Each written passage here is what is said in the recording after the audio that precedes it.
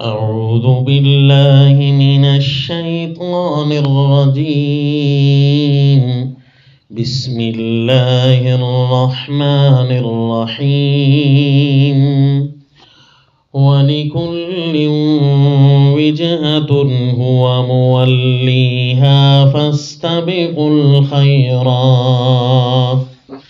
أينما تكونوا يأت بكم الله جميعا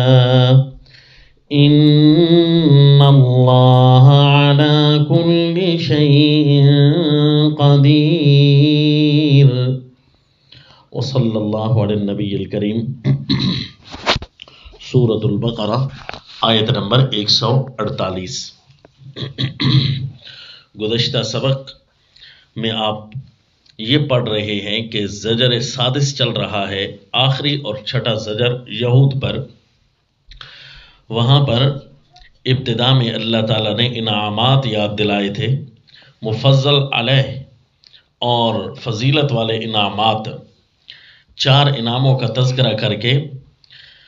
ان انعاموں کی ناقدری کرنے والے سماج اور نظام کو بیوقوف نظام کہا، اور ان کے یہ 2 دفعہ فرمائے یہ بیوقوف ہیں. وَمَنْ يَرْغَبُ عَنْ مِلَّةِ إِبْرَاهِيمَ إِلَّا مَنْ سَفِهَ نَفْسَهَ اور سَيَقُولُ السُّفَهَاءُ. اس کے اندر ان کے 3 قول باطل بھی ذکر کیے بیوقوف دنیا کے، جو ان انعاموں کی ناقدری کرتے ہیں. اور ان کا یہ جو تیسرا قول باطل چل رہا تھا، اس کے اندر اس کے جواب چلے کہ یہ کہتے ہیں کہ یہ قبلہ کیوں تبدیل کیا، کیا حیثیت ہے، کیا حقیقت تھی ان کے قبلہ تبدیل کرنے کا، کیا فلسفہ ہے، کیا کوئی اچھائیاں ہیں اس کے اندر. سیقول السفہاء من الناس ما ولاہم. تو اب چونکہ قول باطل تیسرے کا جواب چل رہا ہے، لیکن اصل بات ذہن نشین ہو کہ اللہ کریم نے یہود کو ڈانٹا تھا کہ تمہیں کتنے بڑے بڑے انعامات سے نوازا ہے، خصوصاً اس وقت، یعنی موجودہ جن کا تعلق اب تک آ رہا ہے تمہارے پاس. تمہیں اس کی قدر کرتے ہوئے کیا کرنا چاہیے تھا، لیکن تم کس کام میں لگ گئے. کرنا کیا چاہیے تھا تمہیں نعمتیں یاد کرنی چاہیے تھی نا. وہ اس کا ذکر آگے آ رہا ہے. جب ان کے قول باطل ختم ہوں گے نا تو اللہ فرمائیں گے کہ یہ کرنا تھا. فَاذْكُرُونِي أَذْكُرْكُمْ، کیونکہ یا بنی اسرائیل اذکروا سے کام شروع ہوا تھا نا. لیکن یہ قول باطل کر رہے ہیں. تو پچھلا سارا سبق آپ کے ذہن نشین ہو گیا. تو اب یہ قول باطل تو تیسرا چل رہا تھا، اس کے جوابات ہیں. میں نے آپ کو عرض کیا تھا کہ اس کے 3 جواب ہم نے پڑھے کہ سیقول السفہاء من الناس یہ ان کا قول باطل، اور قل للہ المشرق جواب نمبر 1، وکذالک جعلناکم جواب نمبر 2، اور قد نرا یہ میں نے آپ کو جواب نمبر 3 لکھوایا تھا. لیکن یاد رکھنا یہ جواب نمبر 3 کا مقدمہ ہے. مقدمہ، توطیہ، ابتدا،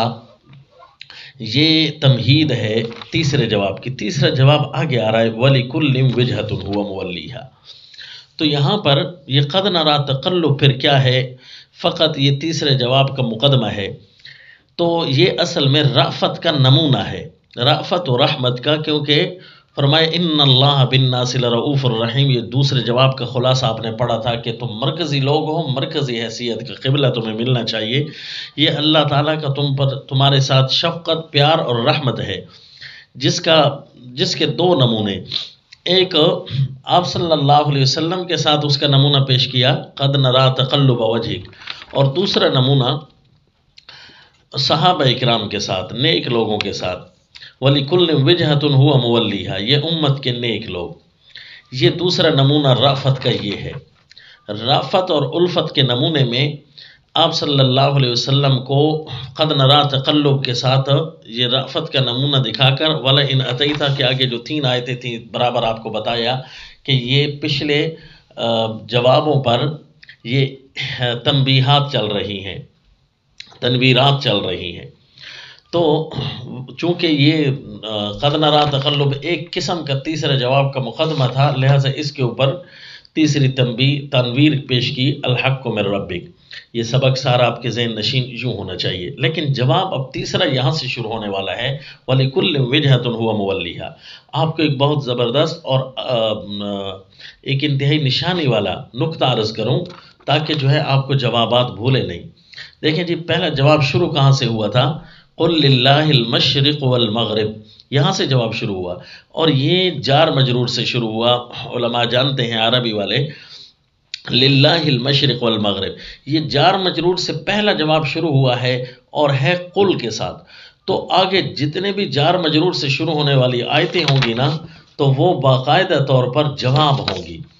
یہ قل للہ المشرق جواب نمبر 1، وَكَذَلِكَ جَعَلْنَاكُمْ جواب نمبر 2۔ اسی طرح وَلِكُلٍّ وِجْهَةٌ، چونکہ جار مجرور سے یہ آیت شروع ہوئی ہے تو اس لیے جواب نمبر 3 ہے۔ وَمِنْ حَيْثُ خَرَجْتَ 4، وَمِنْ حَيْثُ خَرَجْتَ فَوَلِّ وَجْهَكَ شَطْرَهُ 5، اور اسی طرح کما ارسلنا فیکم رسولا، یہ وَلِأُتِمَّ نِعْمَتِی کے ساتھ بھی ہے، اور کما ارسلنا یہ جواب نمبر 6 بھی ہے۔ تو یہ ہر جار مجرور جواب آ رہا ہے، اور چونکہ یہ جوابات کا تعلق کل سے ہے نا، کہ آپ نے فرمانا ہے میرے پیغمبر، آپ نے جواب دینا ہے ان کو،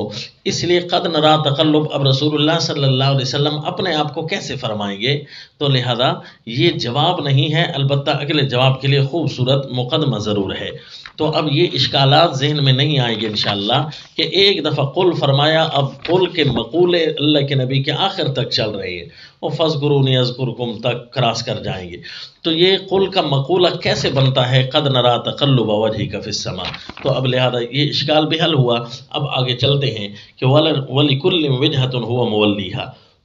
یہ سبق بھی آپ کو کافی احتیاط سے یاد کرنا ہے، خصوصاً علماء اکرام کو، تاکہ انہوں نے آگے پھر اس کے استدلالات پیش کرنے ہیں، اس کی تفسیر سمجھانی بھی ہوتی ہے۔ وَلِكُلٍّ وِجْهَةٌ جواب نمبر 3 ہے۔ اب ان جوابوں کی جو ہے آپ نے ترتیب یہ سمجھنی ہے، قل للہ المشرق جو جواب نمبر 1 تھا، یہ حاکمانہ جواب تھا، جس طرح کوئی حاکم کہتے ہیں میری مرضی، میں جہاں بھی حکم کروں، اور اسی طرح دوسرا جو جواب ہے یہ حکیمانہ ہے، وَكَذَلِكَ جَعَلْنَاكُمْ أُمَّةً کہ اللہ نے حکمت بتا دی ہے۔ اور جو تیسرا جواب ہے یہ مشفقانہ ہے، وَلِكُلٍّ وِجْهَةٌ هُوَ مُوَلِّیہا، کہ یہ میں نے تمہارے اوپر بطور شفقت و احسان اور رافت کے تمہارے ساتھ یہ حکم کیا۔ وَمِنْ حَيْثُ خَرَجْتَ، پھر آگے انشاءاللہ بتاتا ہوں۔ یہ تیسرا حکم مشفقانہ ہے، کیونکہ رافت کا نمونہ بھی ہے کہ ان اللہ بالناس لرؤوف الرحیم، یہ کیسے اللہ رؤوف الرحیم ہے لوگوں کے ساتھ، رسول اللہ صلی اللہ علیہ وسلم کے ساتھ رافت کا اور انداز، اور امت کے ساتھ دوسرا انداز۔ وَلِكُلٍّ وِجْهَةٌ هُوَ مُوَلِّیہا، ہر ایک قوم کے لیے، ہر کسی کے لیے وجہتن ایک جانب ہوتی ہے، ہوا مولیہا، وہ اسی کی طرف منہ کرتا ہے، توجہ کرتا ہے۔ ہر قوم کا ایک نہ ایک رخ ہے، یا تو اس سے مراد قبلہ، اور دوسرا عام معنی بھی ہو سکتا ہے کہ ایک نہ ایک رخ۔ ہر قوم اپنا ایک نہ ایک پروگرام، ایک نہ ایک جھنڈا، ایک نہ ایک نعرہ لگا کر چل رہی ہے، تو ہر کسی کو چلنے دو نا۔ ہمیں تو اللہ کی طرف سے رافت اور الفت کا انعام ملا کہ دین شریعت اللہ کا بنایا ہوا ہے، یہ کسی بندے کا مرتب شدہ نظام نہیں ہے۔ لہٰذا جب ہر ایک اپنے اپنے رخ پر چل رہا ہے تو اے مومنو، تمہیں تو اللہ نے ایک رخ پر ڈالا ہے، لہٰذا تمہیں تو اور زیادہ بھاگ بھاگ کرنے کرنی چاہیے کہ ہمارا دین تو بنا بنایا اللہ کی طرف سے، ہمیں کو کسی قدم پر شک نہیں۔ فاستبقوا الخیرات، سو سبقت کرو نیکیوں میں۔ دیکھو نا، یہ فا مرتب تب پچھلی بات پر ہوگی جب پچھلی بات کا یہ آپ نقشہ ذہن میں بٹھائیں گے۔ ہر امت کی ایک نہ ایک جہت ہے، تو ہر امت اسی کی طرف منہ کرتی ہے، لہذا تمہاری جو جہت اللہ نے مقرر کی ہے، تو بجائے اس کے کہ بے وقوفوں کے قول کی طرف متوجہ ہوں کہ ان کے ساتھ الجھیں بحث کریں کہ کس چیز نے بھائی ان کو پھیرا ہے، تو بے وقوفوں کو جواب دینے سے بہتر ہے تم اپنی نیکیوں پر وقت لگاؤ، ان کے جوابات پر وقت ضائع نہ کرو، اللہ جانے اور وہ۔ فاستبقوا الخیرات، لہذا سبقت کرو نیکیوں میں، ایک دوسرے سے آگے بڑھو۔ اللہ نے تمہیں ایک جہت دے دی ہے، سمجھو عبادت کا ایک طور طریقہ تمہارے پاس آ گیا ہے، نیکیاں حاصل کرنے کے ایک ذریعہ اللہ نے تمہیں بنا کر دیا ہے، نماز۔ اور نماز کے اندر اللہ جب بھی حکم تبدیل کرتے جائیں تو وہ اللہ تمہیں نیکیوں کے زیادہ سے زیادہ مواقع نصیب فرماتے ہیں، لہذا فاستبقوا الخیرات، سو سبقت کرو نیکیوں میں، بڑھ بڑھ کر نیکیاں کرو۔ اس لیے جی نیکیوں میں سبقت کرنے کی کوشش کرنی ہے۔ پہلی صف میں کھڑا ہونا نماز کے اندر یہ نیکیوں میں سبقت ہے، ایک دوسرے کا احترام کرنا نیکیوں میں سبقت ہے، ایک دوسرے کو فوائد پہنچانا نیکیوں سے سبقت ہے، ایک بندہ برائی کرتا ہے کسی کے ساتھ تو دوسرا اس کے ساتھ اچھائی سے پیش آئے، یہ نیکیوں میں سبقت ہے۔ فاستبقوا الخیرات، نیکیوں میں سبقت کرو، ایک دوسرے سے آگے بڑھو، اینما تکونو، تم جہاں کہیں بھی ہوگے، یاتی بکم اللہ جمیعا، کر لائے گا اللہ تم کو اکٹھا۔ بڑا خوبصورت معنی ہے، کر لائے گا اللہ تم سب کو اکٹھا، بالکل مطابقی معنی ہے، جہاں کہیں بھی تم ہو اللہ تمہیں اکٹھا کر لائے گا۔ یعنی اس کا ایک مطلب کہ یا تو اللہ دن قیامت سارے اقوام کو ایک ہی جگہ اکٹھا کر لائے گا اور بتائے گا کہ تم بے شک اپنے اپنے رخ پر رہے ہو، اگر وہ رخ اللہ کے متعین کردہ تھے تب بھی ایک ہی جگہ پر تم نے آنا ہے، اور اگر یہ رخ تم نے اپنی طرف سے مقرر کیے تھے تو تمہیں خیال رہنا چاہیے کہ پھر اللہ کے پاس بھی تو تم نے آنا ہے۔ لہذا اللہ تعالیٰ تم سے پوچھیں گے کہ تمہیں یہ کس نے رخ عطا کیا تھا، کس کی طرف سے تم یہ باقاعدہ طور پر اللہ کی طرف منسوب تم نے عبادتیں کی، حالانکہ اللہ نے تو اس کو حکم نہیں دیا تھا۔ اینما تکونو، جہاں کہیں بھی تم ہوگے کر لائے گا اللہ تم کو اکٹھا۔ اور جی یاتی بکم اللہ جمیعا، جہاں کہیں بھی تم ہوگے اللہ تم کو اکٹھا کر لائے گا، یعنی جتنے بھی دنیا میں مسلمان ہیں وہ بے شک جہاں الگ الگ ہوں کسی بھی اعتبار سے، اللہ ان کو اکٹھا کر لائے گا کہ ان سب کا دین ایک ہوگا۔ جو بدعتی ہوتا ہے نا اس کا دین اپنا بنایا ہوا ہوتا ہے، کیونکہ رسول اللہ صلی اللہ علیہ وسلم کا بیان کردہ نہیں، اللہ کی طرف سے عطا کردہ دین خالص نہیں ہوتا، لہذا اس کے اپنا رخ ہوتا ہے، وہ مسلمانوں کے ساتھ کا جیسا دن واحد نہیں ہوتا۔ تو دونوں معنی یاد رکھیں جی، ان اللہ علی کل شیء قدیر، صرف اتنا پر کیا،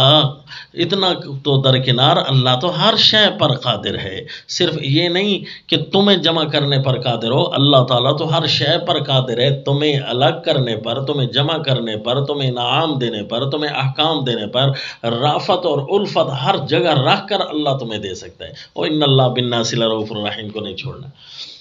آؤ جی، تو یہ جواب نمبر 3 تھا، مشفقانہ جواب۔ کیسا مشفقانہ جواب ہے کہ دیکھو نیکیوں کے اللہ نے تمہیں موقع دے دیے ہیں، اللہ کتنا شفیق ہے تمہارے ساتھ۔ تو اب دیکھو جی جواب نمبر 4، یہ جواب برائے استقامت ہوگا جی،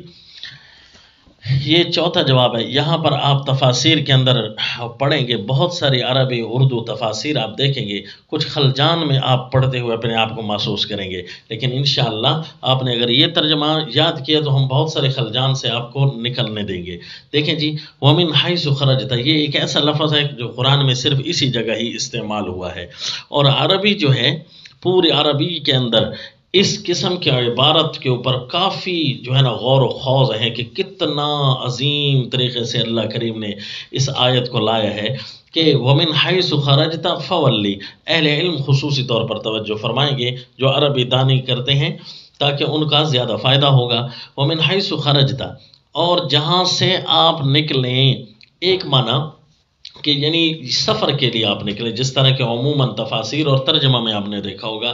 جہاں سے بھی آپ نکلیں سفر کی غرض سے، فولی وجہ کا شطر المسجد الحرام، تو آپ اپنے آپ کو مسجد حرام کے رخ کی طرف رکھیں، یہ ایک معنی۔ اور پھر آگے آ رہا ہے وَمِنْ حَيْثُ خَرَجْتَ فَوَلِّ وَجْهَكَ شَطْرَ الْمَسْجِدِ الْحَرَامِ، جہاں سے بھی آپ نکلیں گے تو اپنے آپ کو رخ رکھیں گے مسجد حرام کے حصے کی طرف، شطر کی طرف۔ من حیث تخرج نہیں، من حیث خرجتا ہے، حالانکہ حیث کے بعد یہاں مضارع کا استعمال بھی عام ہے، عربی کے اندر بھی ہے، قرآن کے اندر حیث کا لفظ 29 دفعہ قرآن میں آیا ہے، بے شک آپ چیک کر سکیں تو وہاں دیکھیں گے ان تراکیب کو، لیکن یہ وہ واحد مقام ہے کہ فولے، اس کے بعد فا جزائیہ موجود ہے۔ تو اب تفسیر الجمل اور تفسیر حاشیۃ الجمل علی الجلالین اور تفسیر روح المعانی کی طرف صرف آپ کو توجہ دلاؤں گا کہ اس مقام پر ضرور ان کو اٹھا کر دیکھیے۔ ایک نے سادہ معنی کیا ہے کہ من حیث خرجت فولی، یہاں جزا شرط نہیں ہے، اور کیونکہ جزا شرط اس وقت بنتا ہے جب حیث کے ساتھ آگے ما ہو، حیث ما کنتم، تو اس وقت یہ شرط بنتی ہے۔ اور ماں ساتھ ملی ہوئی ہو تو شرط یقیناً بنتی ہے، اور جب الگ ہو تو دونوں اعتبار اس کے ساتھ ہوتے ہیں، حیث ما کنتم۔ لیکن من حیث خرجت یہاں ماں بھی نہیں ہے، تو یہ شرط کے لیے کیسی ہے؟ اگر شرط کے لیے ہے نا تو پھر معنی مضارع والا ہی ہوگا، اگرچہ ماضی کا استعمال ہے لیکن معنی مضارع والا ہے۔ من حیث خرجت یہ شرط کے لیے اگر ہو تو فا آگے جزائیہ ہے، فول وجہ کا شطر المسجد الحرام، لیکن اب شرط کے لیے اگر بنائیں تو یہ حیث ما نہیں ہے، اور اگر شرط کے لیے نہ بنائیں تو آگے فول کے جو فا ہے پھر یہ کیا ہے؟ تو اگر من حیث خرجت یہ جو ہے ظرف متعلق کریں فول کے ساتھ، تو پھر یہ فا اور ومن حیث من کے سے پہلے جو واو ہے اس کا جمع ہونا سمجھ نہیں آتا۔ تو تفسیر الجمل نے اس کو بغیر شرط کے بنایا، جبکہ بہت خوبصورت ایک جملہ بولا ہے یہاں پر مفسر روح المعانی رحمہ اللہ نے، اللہ ان بزرگوں کی قبروں کو اپنے رحمت کے نور سے بھر دے، بڑے خوبصورت مقامات کو حل کیا ہے انہوں نے، اشارے دے دیے انہوں نے کہ من حیث خرجت یہ باقاعدہ شرط تو نہیں ہے، لیکن آگے فا کی موجودگی بتا رہی ہے کہ اس میں شرط کی رائحہ موجود ہے، شرط کی خوشبو اس کے اندر موجود ہے، تو پھر آپ نے اس کو توجہ کرنی ہے۔ لہذا دو معنی آپ نے سننے ہیں بڑے انہماک سے کہ من حیث خرجت فول وجہ کا، جہاں سے آپ نکلیں سفر کے لیے، یہ تو ہو گئی شرط، لیکن باقاعدہ چونکہ شرط نہیں ہے لہذا صیغہ اپنے اثر پر رہے تو ماضی ہے کہ من حیث خرجت جہاں سے آپ نکلے، فول وجہ کا، تو یہ اب حکم استقامت کا کیسے ہوا کہ شرط کا بھی ذائقہ رکھیں اور ماضی کا بھی اپنا ذائقہ برقرار رکھیں؟ تو معنی یہ ہوگا کہ چونکہ آپ ایک جگہ سے نکلے ہیں نا، اگر آپ ایک جگہ کو چھوڑ آئے ہیں تو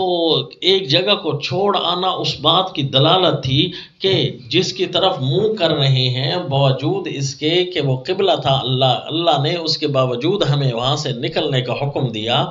اصل تو گھر بار چھوڑ کر اللہ کے دین پر استقامت کرنا ہے، تو جب آپ استقامت کی غرض سے وہاں سے نکل آئے ہیں تو صرف رخ کرنا یا رخ پھیرنا، کہیں بھی اللہ حکم دے دے قل للہ المشرق والمغرب، آپ نے تو اپنے استقامت کے راز کو اسی طرح برقرار رکھنا ہے، اپنے استقامت والے رویے کو اسی طرح اپنے برقرار رکھنا ہے۔ تو لہذا من حیث خرجت فول وجہ کا، لیکن آپ کو میں نے بتایا نا کہ یہ من حیث خرجت یہ جواب نمبر 4 ہے، تو یہ قل کے ساتھ معلق ہے، یہ قل للہ، یہ اللہ اپنے آپ کو کیسے فرما رہے ہیں کہ آپ میرے پیغمبر اپنے آپ کو کہیں؟ تو آپ بتائیں جی من حیث خرجت یہ امر جو ہے تو قوم کے لیے، اس میں کیا لفظ ہے کہ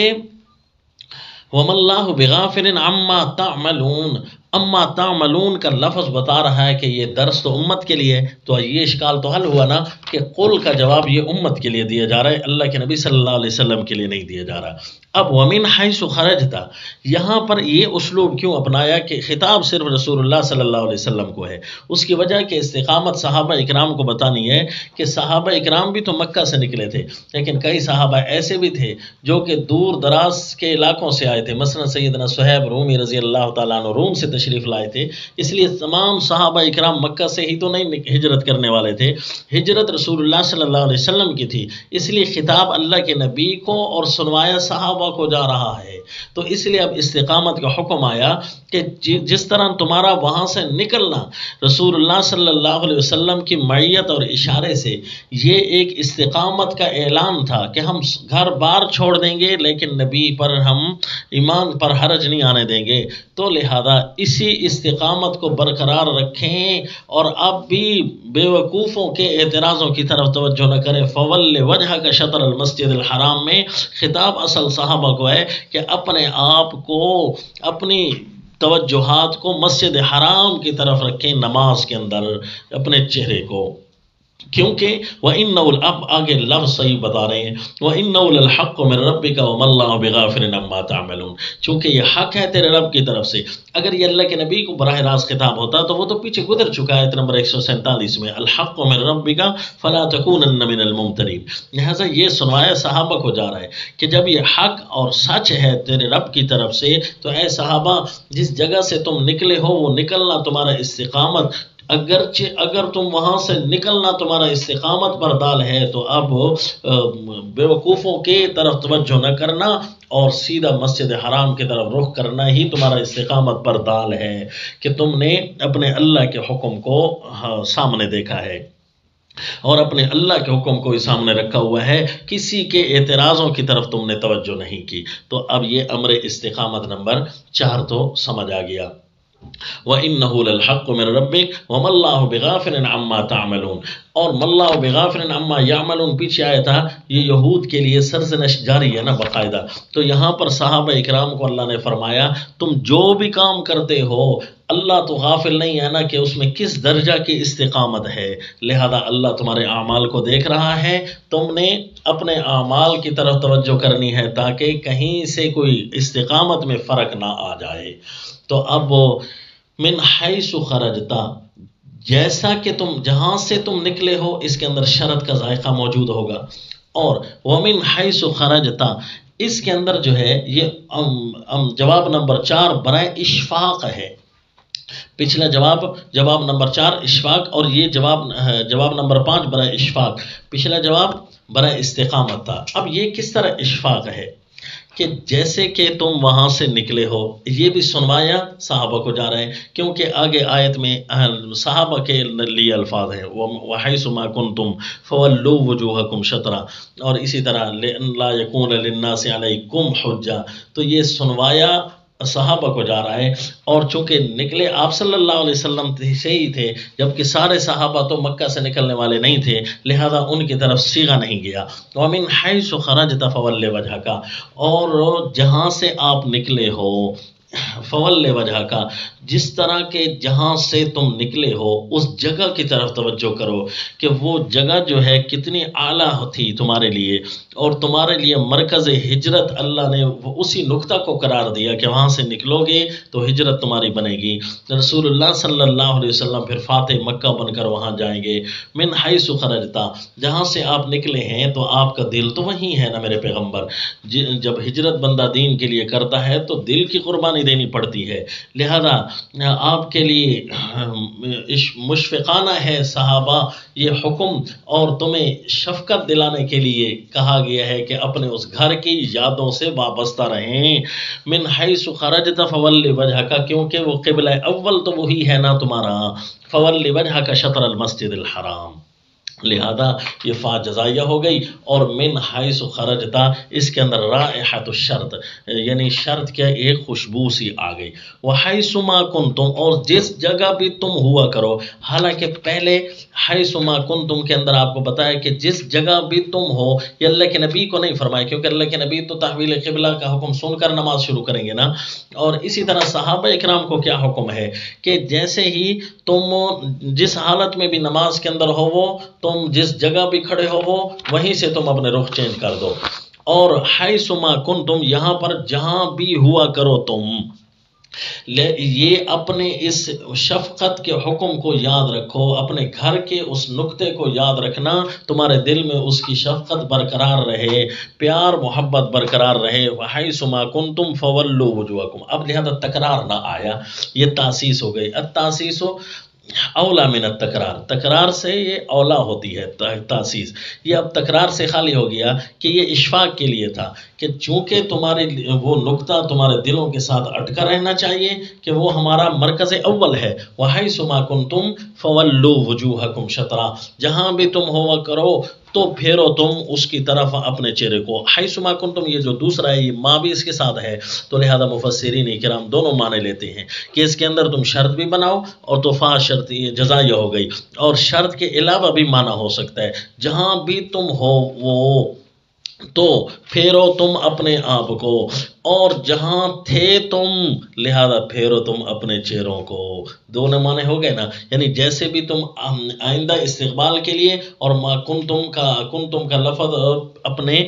پچھلے معنی کو بھی ماضی کے معنی کو بھی برقرار رکھے گا، لہذا اس قسم کی باتوں کو تضمین کہتے ہیں۔ یہ علوم عربیہ کے اندر ایک علم آتا ہے علم البدیع، یہ اس کے ساتھ اس کا تعلق ہے۔ وحیث ما کنتم فولوا وجوہکم شطرا لئلا یکون للناس علیکم حجہ، تاکہ نہ رہے لوگوں کے لیے یہ تمہاری استقامت اور تمہارا اشفاق اور تمہارے یہ احکام خوبصورت شفیقانہ دینا یہ اس لیے ہے لئلا یکون للناس علیکم حجہ، کیونکہ یہ جوابات بھی ہیں نا اور نمونہ رأفت بھی ہے نا صحابہ کے لیے، ان اللہ بالناس لرؤوف الرحیم کے ساتھ، تو لئلا یکون للناس علیکم حجہ، تاکہ لوگوں کے تم پر کوئی جھگڑنے کا موقع نہ رہے، یہ حجہ جھگڑنے کا موقع، الا الذین ظلموا منہم، ہاں جو ان میں سے بے انصاف ہیں وہ تو بے بات ہی تمہارے ساتھ جھگڑیں گے، موقع ہو یا نہ ہو وہ تو جھگڑے کے موقع پیدا کرتے ہیں۔ اصل تو بات ان لوگوں کی ہے،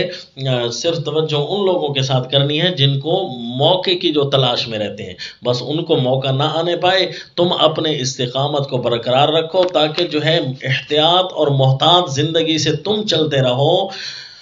اور کبھی بھی اپنے مخالف کے ہاتھ موقع نہ آنے دو، بس اس احتیاط کے ساتھ چلتے رہو گے نا تو پھر ظالموں کی پرواہ نہیں، بیوقوفوں کی پرواہ نہیں، ان کو تم اگنور کرتے رہو، الا الذین ظلموا منہم۔ دیکھو نا جی مشرکین مکہ ہوں گے نا وہ بھی نہیں چھوڑیں گے تمہیں کہ دیکھا ہے نا پھر قبلہ ہمارے والا چن لیا ہے، ایسا ایسا پھر یہ باہر نکلا ہے نا تو اس کو پتہ چل گیا کہ مکہ والے اچھے لوگ تھے لہذا ہمارے باپ دادا کے قبلے پر آ گیا نا، ایسا ایسا وہ ہمارے پورے دین پر واپس آئے گا، تو یہ خامخواہ کی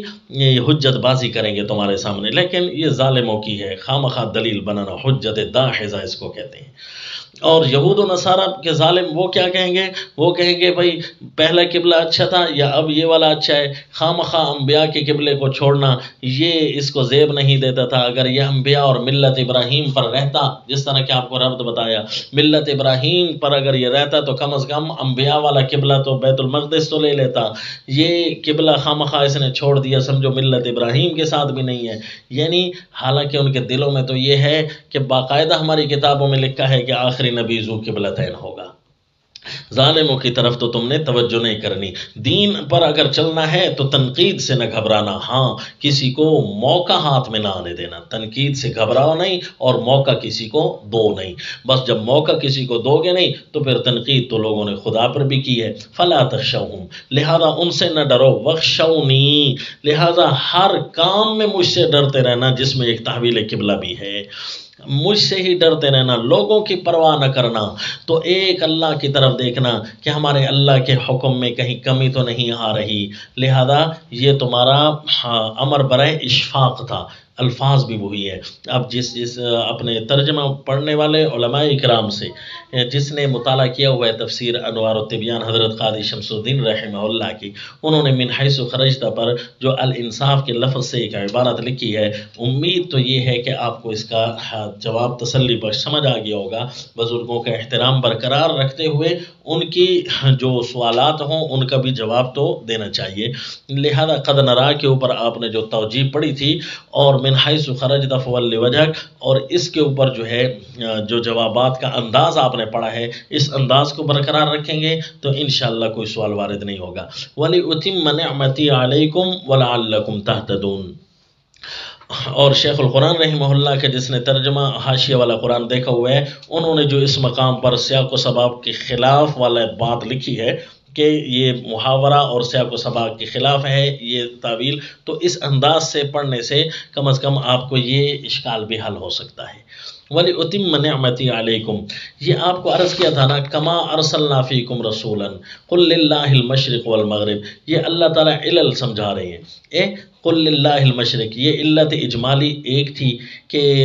قبلہ کی تحویل کیوں ہوئی، وَإِنَّ الَّذِينَ أُوتُوا الْكِتَابَ لَيَعْلَمُونَ أَنَّهُ الْحَقُّ، یہ علت اجمالی نمبر 2 تھی، اور تفصیلی علت کیا تھی، کما وَكَذَلِكَ جَعَلْنَاكُمْ أُمَّةً وَسَطًا نمبر 1، اور تفصیلی علت یہ دوسری آ گئی لِأَلَّا يَكُونَ لِلنَّاسِ عَلَيْكُمْ حُجَّةٌ، یعنی 4 علل ہیں، 2 اجمالی اور 2 تفصیلی، تو تفصیلی علت آ گئی تاکہ لوگ جو ہے تم پر جھگڑنے کا ان کو موقع نہ مل سکے۔ یہ 3 جو آیتیں آگے آ رہی ہیں نا، جس طرح میں نے آپ کو عرض کیا تھا کہ رسول اللہ صلی اللہ علیہ وسلم کے لیے نمونہ رافت کے بعد جو 3 آیتیں تھیں وہ تنویر تھیں پچھلے جوابات پر، اسی طرح وَلِكُلِّ وِجْهَةٍ، یہ نمونہ اشفاق کے بعد کی جو 3 آیتیں آ رہی ہیں یہ جو ہے یہ بھی باقاعدہ تنویرات ہیں پچھلے 3 جوابوں پر۔ من حیث خرجتا یہ جو ہے تنویر ہوگی قل للہ المشرق والمغرب پر، قل للہ المشرق والمغرب کے لیے یہ تنبیہ ہو گئی کہ جب اللہ کا مشرق اور مغرب ہے تو پھر اللہ نے جو اسی چیز کو حق بنایا ہے، جس چیز کو حق بنایا ہے تو پھر اسی کی طرف ہی منہ کرنا چاہیے۔ اللہ کی چیزیں تو اللہ خود ہی حکم دے سکتا ہے۔ اور دوسرا جواب وَكَذَلِكَ جَعَلْنَاكُمْ أُمَّةً، اس پر یہ آیت آئی وَمِنْ حَيْثُ خَرَجْتَ فَوَلِّ وَجْهَكَ شَطْرَ الْمَسْجِدِ الْحَرَامِ وَحَيْثُ مَا كُنْتُمْ، چونکہ تم اعلیٰ لوگ ہو لہذا لوگوں کا یہ تنویر پیش کی گئی کہ لوگوں کی تم پر حجت بازی نہ رہے، ہمیشہ تم غالب رہو، لوگ تم پر غالب نہ رہے۔ اور اب تیسری آیت آگے آ رہی ہے، لیکن تیسری آیت کو شروع کرنے سے پہلے اس کے وَلِأُتِمَّ نِعْمَتِي کے سمجھنا ہوگا کہ دوسری وجہ کہ میں تم پر اپنا انعام کامل کر دوں، کیا جی، تاکہ لوگوں کو بھی حجت کا موقع، یہ تفصیلی علت چل رہی ہیں۔ یہ دوسری تفصیلی علت، ایک تو لوگوں کا منہ بند ہوا اور لوگوں کا منہ بند ہونا تمہارے لیے علت کامل ہے کہ کوئی بھی تم پر اعتراض نہیں کر سکے گا، تمہارے لیے نعمت کامل ہے۔ وَلِيُتِمَّ نِعْمَتِهِ، اور تحویل قبلہ کا حکم اسی لیے دیا تاکہ میں اپنی نعمت تم پر پوری کروں، یعنی اپنے آپ کو تم اپنے چہروں کو پھیرو مسجد حرام کی طرف، تاکہ جو ہے یہ میری نعمت ہے تم پر، یہ اس قسم کے احکام کرنا یہ میری نعمت کی تکمیل ہے۔ وَلَعَلَّكُمْ تَهْتَدُونَ، تاکہ تم سیدھی راہ پاؤ۔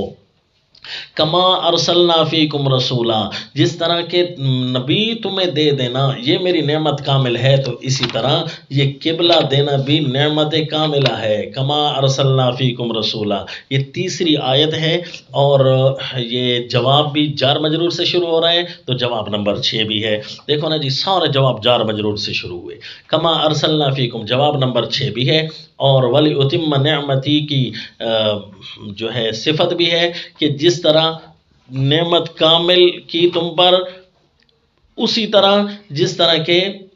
رسول اللہ صلی اللہ علیہ وسلم بھیج کر تمہارے پاس نعمت کامل کی۔ تو یہ مرتب تنبیہ کس پر ہو رہی ہے جی؟ قد نرا تقلب پر مرتب ہو رہی ہے۔ اب خوبصورت سیٹ اپ آپ کو سمجھ آ گیا نا؟ اس میں بھی رسول اللہ صلی اللہ علیہ وسلم کا تذکرہ تھا، اور کما ارسلنا فیکم کے اندر جو تنویر ثالث ہے صحابہ کے نمونہ رافت کے اندر، یہ بھی